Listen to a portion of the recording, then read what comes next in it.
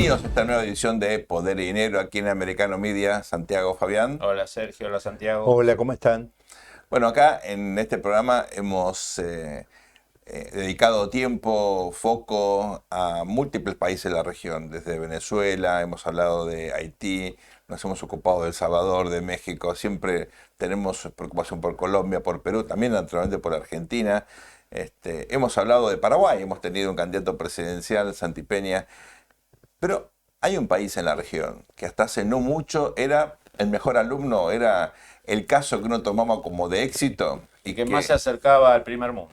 Claro, que estaba en el camino a ser un país desarrollado. De hecho, según las métricas de la OECD, y que sin embargo, por lo menos desde el 2019, tal vez uno podría poner el punto de inflexión un poquito antes, un poquito después, pero claramente en los últimos tiempos, bueno, en el peor de los sentidos se ha, entre comillas, latinoamericanizado. Estamos hablando, por supuesto, de la República de Chile, un país que después de muchísimos años de tratar de constituir, de conformar un gobierno, un sistema capitalista y democrático con los mecanismos que en el Occidente habían permitido un salto muy significativo en el nivel de desarrollo. Y de hecho, de haber logrado un alto nivel de desarrollo, aumento de ingreso per cápita, un clase salto, media. Claro, surgimiento de la clase media, un gran desarrollo infraestructural, sorprendentemente o no, está experimentando un proceso de reversión con una élite política que se destaca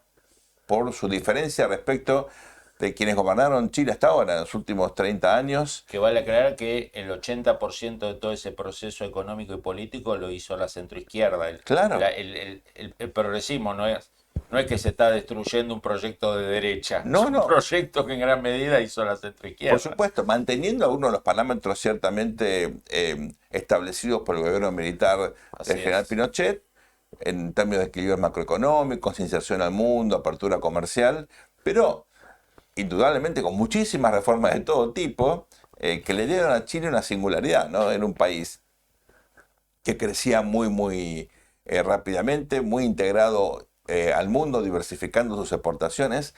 La verdad que uno mirando América Latina desde la perspectiva de las dificultades que tenemos para desarrollarnos, Santiago, me gustaría escuchar tu opinión al respecto. Bueno, Chile siempre fue una muy buena excepción. ¿Qué pasó?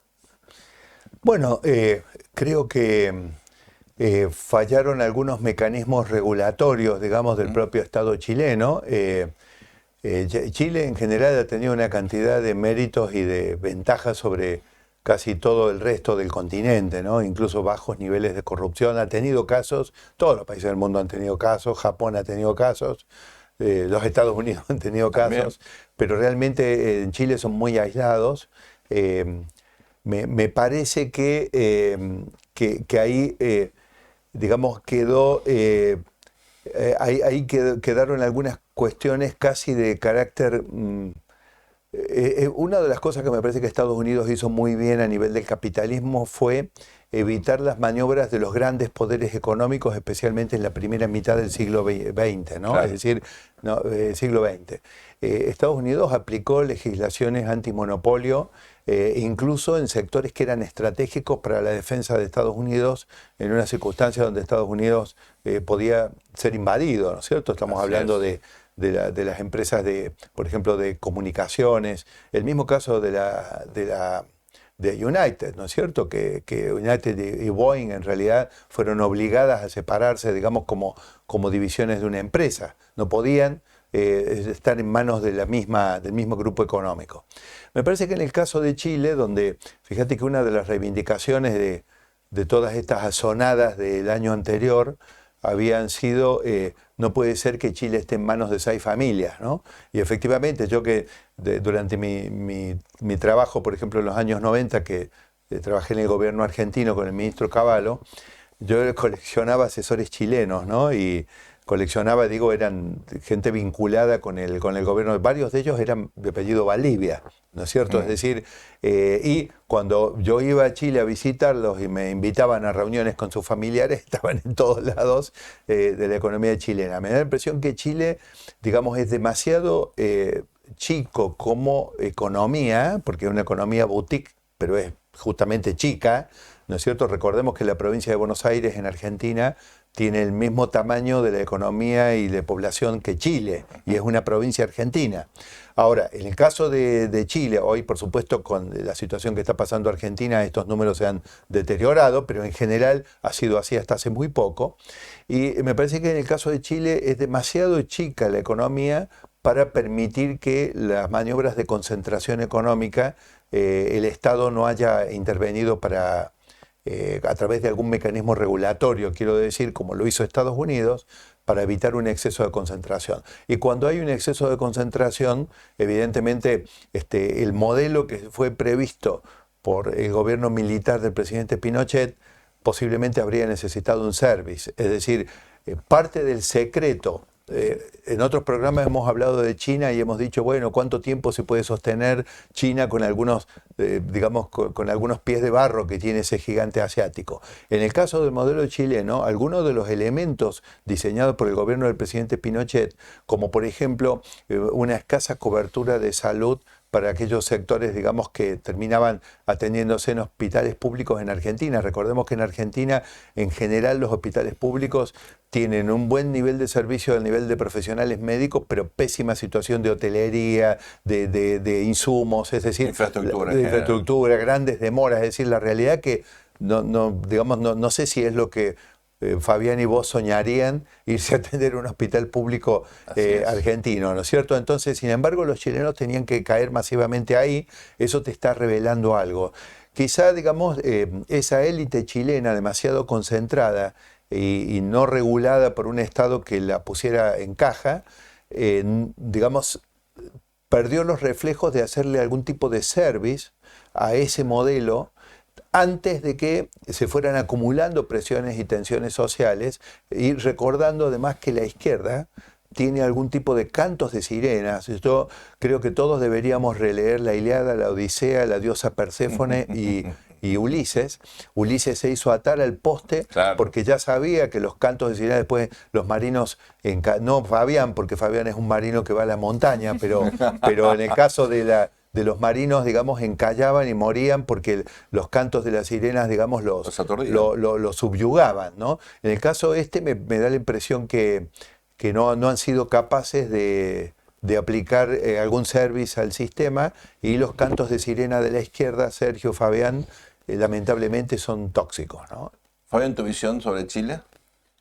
Bueno, primero que todo, que Chile tiene adentro desde hace mucho tiempo un partido comunista ortodoxo, ¿no? Marxista, leninista, prosoviético. Prosoviético y ahora abiertamente pro-chino. Ellos siempre es. están buscando alguna dictadura para alinearse, digamos. Y están mejor dentro de todo, porque hasta hace poco el patrón era Cuba, un país hiper subdesarrollado. Al menos ahora cambiaron de patrón, tienen uno más rico y más. Pero Fabián, ¿aceptás que sos un marino que va a la montaña y no al mar? No, voy mucho al mar, mucho al mar. Me gusta también la montaña, pero le tengo más miedo a la montaña que al mar. Bien. Yo como los chinos, que le tienen más miedo al mar que a la tierra. Gran ventaja para Estados Unidos. Tal cual. Claro. Entonces, primero que todo, que hay una ideología de izquierda dura que tiene una representación política y cuadros muy formados y que ya están en el poder desde antes. ¿Te acordás cuando el segundo gobierno de Bachelet, claro, ya Bachelet mete a los comunistas adentro del gobierno y empiezan a hacer un ruido? Segundo, me parece que la derecha o la centro-derecha chilena nunca fue una centro-derecha en el sentido tradicional. Fue un empresario que trataba de cuidar a veces su vida personal y sus negocios, y no hizo un gobierno de derecha, ¿no? Cuando se dice Pineda es un gobierno de derecha, es como cuando se dice que Macri es un gobierno de derecha. Ninguno de los dos hicieron un gobierno de derecha, digamos. Trataron de ir por el centro, a veces jugar simbólicamente por izquierda. Digamos, Chile nunca la gobernó la derecha desde la salida de Pinochet. La gobernó la centroizquierda, el centro, y a veces una centro-derecha culposa que no llevó adelante la agenda. Y después hay una vieja teoría que vos, Sergio, conocés, y la gente que haya cursado un estudio de ciencia política en nuestra audiencia también, que es la famosa teoría de Huntington, de Liebhardt, de la teoría de la modernización, ¿no? Así es. Que dice, ¿qué pasa cuando una sociedad tiene varias décadas de modernización? Aparece una clase media, la clase media ascendente entra con expectativas. Su prioridad era salir de la pobreza, pero una vez que sale de la pobreza, su aspiración es mucho más alta. Se empieza a comparar con las clases altas o medias altas, y eso Huntington ya en la década de los 60 decía que genera turbulencias y agitaciones, digamos, Así ¿no? es. Entonces me parece que Chile es un caso perfecto. Las rebeliones del 19, si vos te fijás, el público que la inicia son los estudiantes secundarios de los colegios mejorcitos o más acomodados de Santiago y de Valparaíso. No es una pueblada donde los humildes, donde los pobres avanzan sobre la ciudad. Son los hijos de las familias que han ascendido a las nuevas capas medias.